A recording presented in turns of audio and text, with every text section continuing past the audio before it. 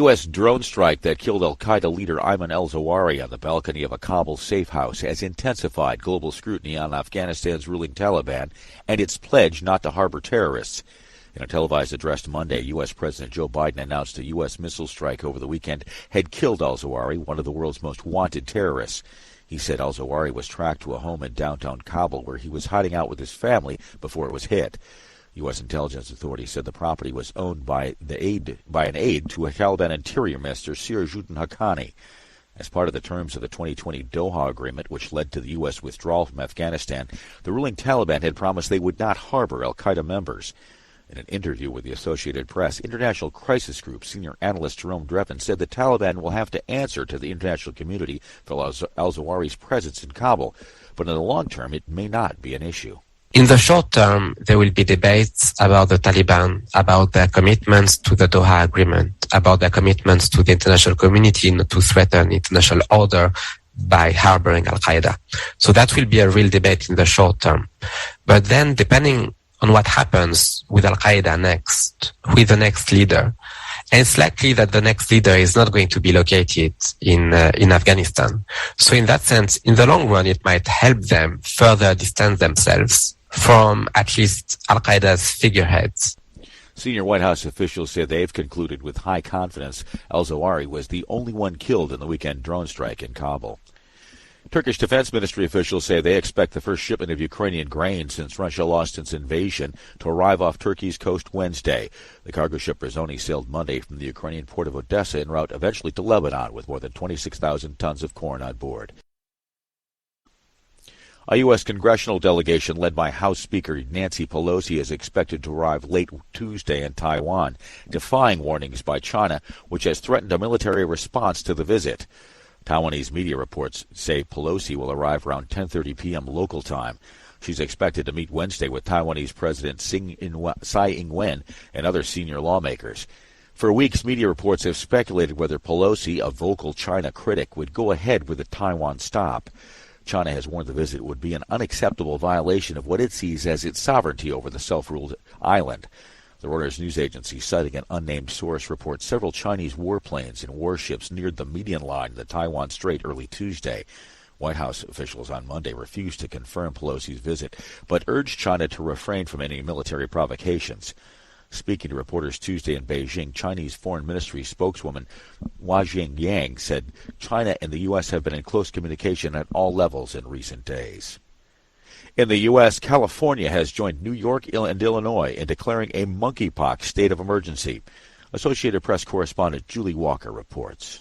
Nearly 800 cases have been reported, according to health officials. Governor Gavin Newsom says the declaration will allow emergency measures and help get more vaccines, something people in San Francisco, like Peter Tran, waited hours in a very long line for. The rollout of the vaccines throughout this nation it's absolutely horrible. Dr. Luke John Day at Zuckerberg San Francisco General Hospital says Friday they got 4,000 vaccines. Once we go through our vaccine allotment, we'll have to close the clinic until we receive our next allotment. Monkeypox spreads through close skin-to-skin contact. Most getting sick so far have been gay men, though health officials note the virus can infect anyone. I'm Julie Walker. Pakistan military officials said Tuesday rescue teams had found the wreckage of a military helicopter that crashed overnight due to bad weather in flood-hit southwestern Baluchistan province, killing all 6 senior officers on board. A military statement said Lieutenant Colonel Sarfraz Ali, a regional corps commander, a major general, and 2 brigadier generals were among the dead. Officials said Ali and his team were supervising flood relief operations in Las Bela district, about 500 kilometers south of the provincial capital of Quetta, when their helicopter lost contact with air traffic control late Monday afternoon. The statement said initial indications are the accident was caused by bad weather, but promised to share further information following an investigation. Pakistan's National Disaster Management Authority reports weeks of unusually heavy seasonal monsoon rains and subsequent flooding have killed scores of people and destroyed thousands of homes across the district.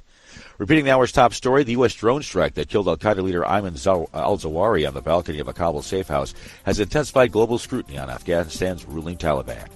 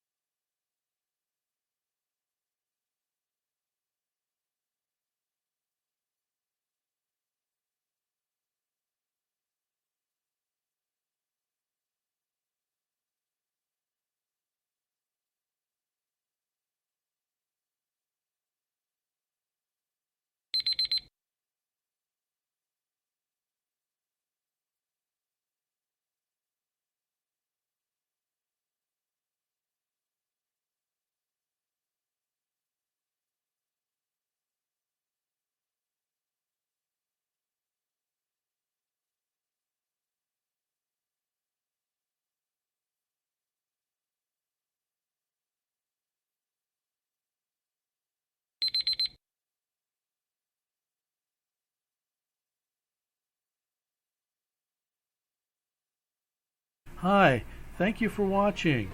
I hope the videos are useful for you. Please subscribe to my channel using the button below.